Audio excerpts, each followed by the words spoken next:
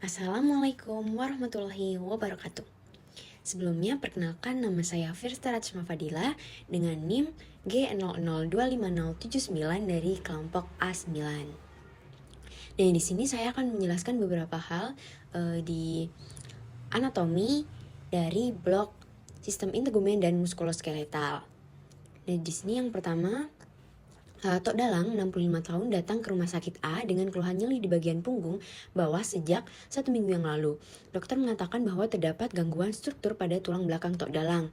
Dan di sini ada jelaskan struktur anatomi vertebrae meliputi ossa, ligamenta, dan articulatio. Yang pertama di sini vertebrae. Kolumna vertebralis merupakan struktur utama pilar tubuh. Nah, hal tersebut dikarenakan kolumna vertebralis memiliki fungsi sebagai penyangga kranium, ekstremitas superior, dinding toraks, serta meneruskan berat ke ekstremitas inferior. Nah, kolumna vertebralis ini seperti namanya tersusun atas 33 vertebrae dengan susunan 7 vertebrae cervical, 12 vertebrae thoracalis, 5 vertebrae lumbalis, dan 5 vertebrae sacralis yang dilebur menjadi satu dengan sebutan ossacrum, serta 4 vertebrae coccygeus yang dilebur menjadi satu menjadi os coccygeus. Dan di sini yang pertama ada vertebrae cervicalis. Dan di sini vertebrae cervicalis pertama itu namanya os atlas.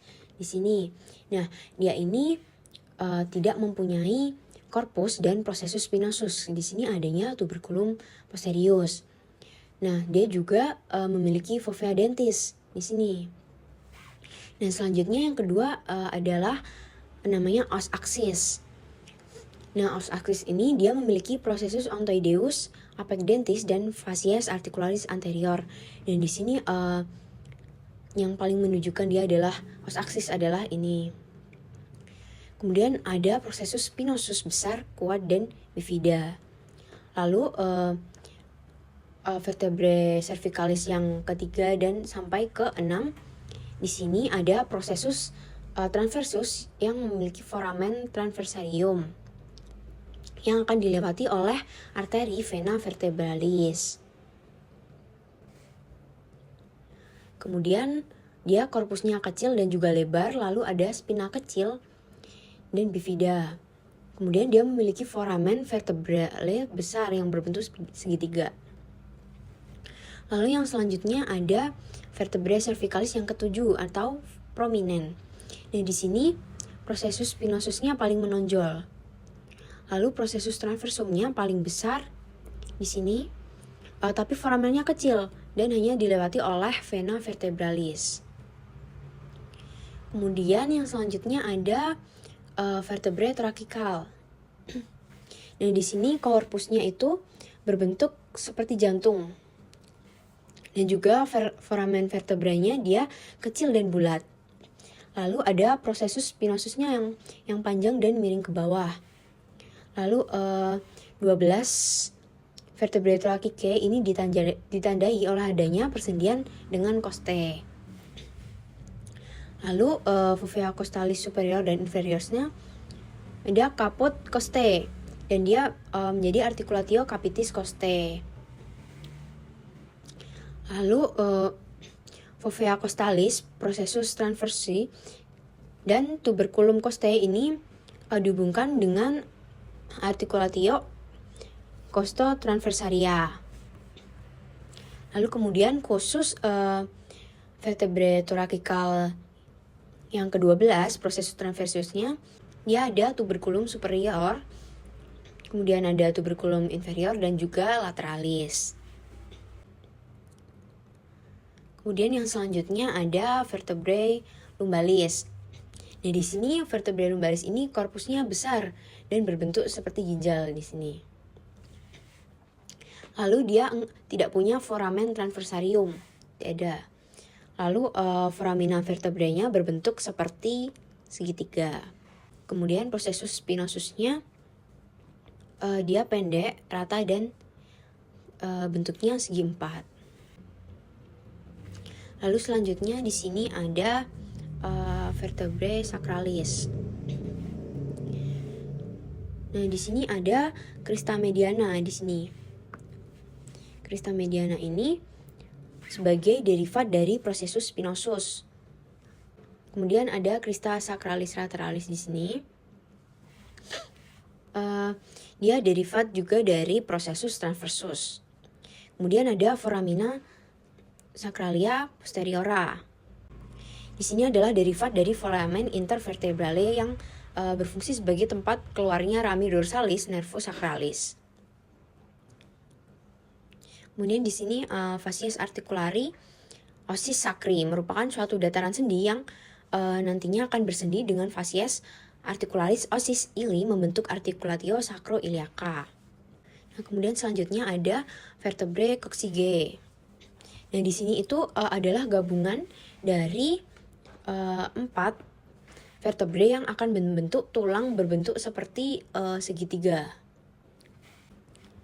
Dan selanjutnya ada di ligamentumnya. Di sini yang pertama ada ligamentum longitudinal posterius. Dan dia ini berjalan di canalis vertebralis di bagian posterius corpus vertebrae dan posterior discus intervertebralis dari vertebrae cervical kedua sampai sacrum. Kemudian dia itu untuk mencegah hernia nukleus polpulus ke arah posterior. Nah, kemudian yang kedua di sini ada ligamentum longitudinal anterior. Nah, dia ini berjalan dari facies pelvina sacrum hingga ke tuberculus anterius vertebrae cervicalis ke-1 dan bagian anterior foramen magnum. Kemudian di sini untuk mencegah hiperekstensi dari kolumna vertebrae dan menjaga kestabilannya.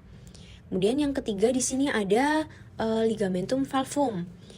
Dia ini menghubungkan lamina vertebrae yang berdekatan untuk mencegah pemisahan lamina saat fleksi. Lalu selanjutnya ada ligamentum interspinosum. Di sini. Dia ini menghubungkan processus spinosus yang berdekatan. Lalu ada juga ligamentum nuchae. Di sini, dia ini mencegah fleksi berlebih kepala dan menggerakkan kembali ke posisi anatomisnya. Nah, lalu selanjutnya ada articulatio. Dan di sini ada articulatio uncovertebral. Nah, di sini adalah sebuah persendian yang terbentuk dari processus uncinati vertebrae cervical 3 atau vertebrae cervical 4-6 atau vertebrae cervical 7. Nah, sendi ini akan terletak di sebelah posterolateral dari discus intervertebralis. Processus uncinati di vertebrae sebelah bawah akan bersendi dengan processus uncinati di atasnya. Nah, akibat dari persendian ini akan terbentuk suatu ruang kosong yang nantinya secara klinik bisa menjadi tempat terbentuknya osteosit di masa tua yang sering menyebabkan sakit di leher. Lalu yang kedua di sini ada articulatio zygapophysalis. Nah, di sini merupakan suatu persendian yang terbentuk dari processus articularis superior suatu vertebrae dengan processus articularis inferior vertebrae di atasnya. Nah, articulatio ini memiliki kapsula articularis yang nantinya akan menentukan sifat gerakan yang dapat dihasilkan. Kemudian di sini ada articulatio allanto-occipitalis. Di sini, nah dia ini terbentuk dari facies articularis superior dengan condylus occipitalis. Nah, di sini articulatio ini yang memungkinkan seseorang bisa menganggukkan kepalanya, sehingga bisa dibilang memungkinkan ekstensi dan fleksi kepala serta fleksi lateral pada kepala. Dan selanjutnya juga ada articulatio atlanto-axialis. Terbentuk dari facies articularis inferior os atlas dengan facies articularis superior os axis. Nah, di sini artikulatio ini bersifat telaris. Nah, ini yang memungkinkan terjadinya gerakan menggelengkan kepala atau gerakan tidak, atau gerakan rotasi terhadap sumbu vertikal. Nah, selanjutnya yang kedua, seorang anak bernama Dudung 9 tahun datang ke IGD setelah jatuh dari pohon mangga. Ia terjatuh dengan posisi miring ke kiri. Saat ini, Dudung mengalami kelemahan gerak dan kehilangan sensasi di sepanjang lengan kirinya. Dokter mencurigai adanya cedera pada plexus brachialis kirinya.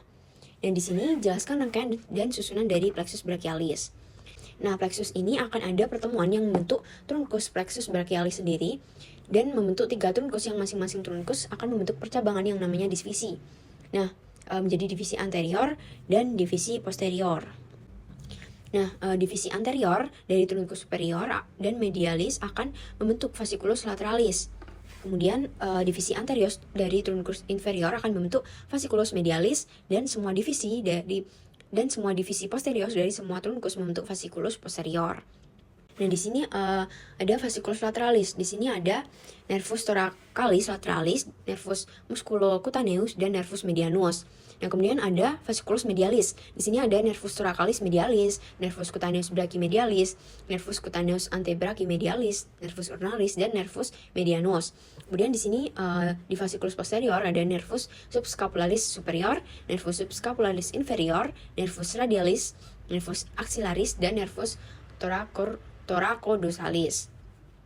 Nah, fasciculus ini tadi akan bercabang lagi menjadi saraf-saraf yang seperti ini. Nah, lalu selanjutnya Minho, 33 tahun, merupakan seorang atlet lari cepat atau sprint. Dan suatu hari ketika sedang berlatih, Minho tiba-tiba mengeluh nyeri hebat di tungkai kanan atasnya. Berdasarkan kasus tersebut, jelaskan anatomi regiofemoralis meliputi osa, muskuli, dan inervasinya. Dan di sini yang pertama, osa yang di regiofemoralis itu ada os femur. Di sini ada os femur saja. Dan di sini paling atas ini adalah caput femoris. Kemudian di caput femoris ini ada fovea namanya capitis femoris. Yang di sini akan menguatkan ligamentumnya.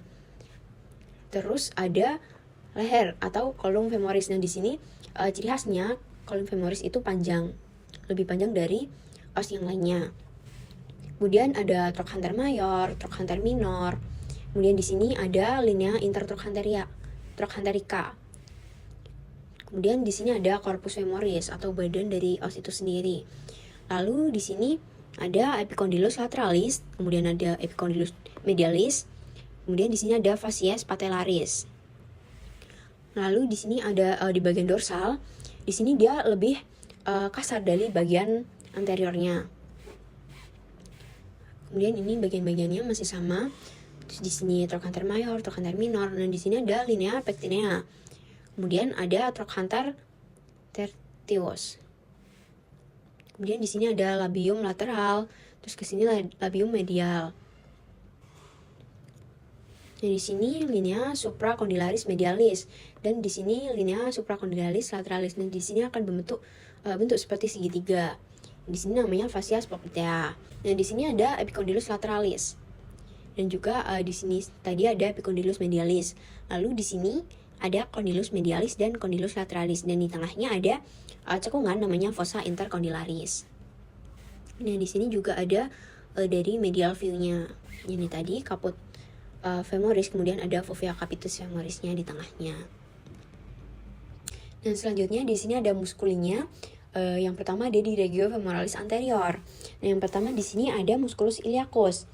Ya, origonya ada di fossa iliaca dan insersionya ada di trochanter minor femoris. Nah, ada juga musculus psoas major et minor. Origonya ada di processus transversus, corpus discus intervertebralis, vertebrae thoracal ke-12 sampai vertebrae lumbal ke-5. Nah, kemudian dua musculus ini menjadi satu di musculus iliopsoas. Nah, kemudian ada musculus rectus femoris di sini. Origonya ada di caput lurus, siai atau spina iliaca anterior inferior, dan caput refleksi. Insersionya ada di patella dan tuberculum tibiae.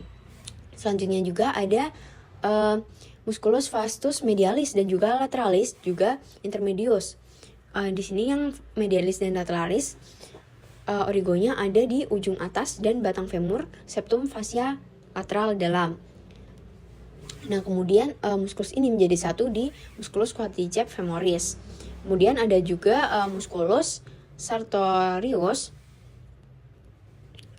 yang origonya ada di spina iliaca anterior superior dan insersionya ada di condylus medialis ostibia. Kemudian selanjutnya ada musculus tensor fasciae latae. Di sini origonya juga ada di spina iliaca anterior superior dan insersionya ada di condylus lateralis ostibia melalui tractus iliotibialis. Kemudian yang selanjutnya ada di regio femoralis medial. Nah, di sini yang pertama ada musculus pectineus. Dia origonya ada di ramus superior osis pubis dan insersionya ada di ujung atas linea aspera batang femur. Kemudian ada musculus adductor externus. Di sini dia origonya ada di facies externa membrana obturatoria dan ramus pubis dan ischium. Insersionya ada di trochanter major. Fungsi kedua muskulus tadi ada di rotasi lateral tungkai atas. Kemudian selanjutnya ada di musculus abductor brevis. Di sini dia origonya ada di ramus inferior osis pubis dan insersionya ada di facies posterior femoris. Kemudian ada musculus abductor longus. Di sini dia origonya ada di corpus osis pubis dan insersionya ada di facies posterior femoris. Kemudian ada juga abductor magnus di sini. Origonya ada di ramus inferior osis pubis dan ramus osis ischi dan tuber ischiadicum. Dengan insersionya ada di facies posterior femoris, tuberculum abductor rium femoris. Dengan fungsinya ketiga muskulus tadi adalah abduksi tungkai atas dan eksortasi tungkai bawah. Kemudian yang selanjutnya ada musculus gracilis. Di sini origonya ada di ramus inferior osis pubis dan ramur osis ischi. Kemudian insersionya ada di facies media pars superior corpus tibiae. Dengan fungsinya adalah abduksi tungkai atas. Dan selanjutnya adalah musculi di regio femoralis posterior. Yang pertama ada musculus biceps femoris. Nah, musculus biceps femoris ini ada caput longum dan caput brevis. Nah, caput longum ini origonya ada di tuber ischiadicum, insersionya ada di lateral caput fibulae. Nah, kalau yang caput brevis, origonya ada di linea aspera, linea supracondylaris, dan lateral femoralis. Insersionya ada di lateral caput fibulae. Nah, fungsinya sendiri itu untuk fleksi rotasi lateral tungkai bawah dan ekstensi tungkai atas. Dan selanjutnya juga ada musculus semitendinosius. Di sini origonya ada di tuber ischiadicum, kemudian insersionya ada di facies medialis tibia bagian atas. Dan juga ada di sini musculus membranosus. Nah, origonya juga ada di tuber ischiadicum dengan insersio di condylus medialis tibiae. Dengan fungsinya sendiri ada fleksi tungkai bawah dan ekstensi tungkai atas. Dan selanjutnya ada inervasinya. Di sini yang pertama ada nervus femoralis di bagian sini untuk fungsi motoriknya, otot ventral pinggul dan paha untuk flexor pinggul dan extensor lutut. Lalu ada di sensoriknya sisi ventral paha dan sisi ventromedial tungkai. Lalu yang kedua ada nervus obturatorius. Di sini muskuli abductor sensorik sisi medial paha. Lalu yang ketiga ada nervus ischiadicus. Untuk fungsi motoriknya otot-otot hamstring seperti pinggul dan flexor lutut, dan juga semua otot tungkai dan kaki. Nah, sekian penjelasan dari saya. Bila ada banyak salah kata, saya mohon maaf. Terima kasih. Wassalamualaikum warahmatullahi wabarakatuh.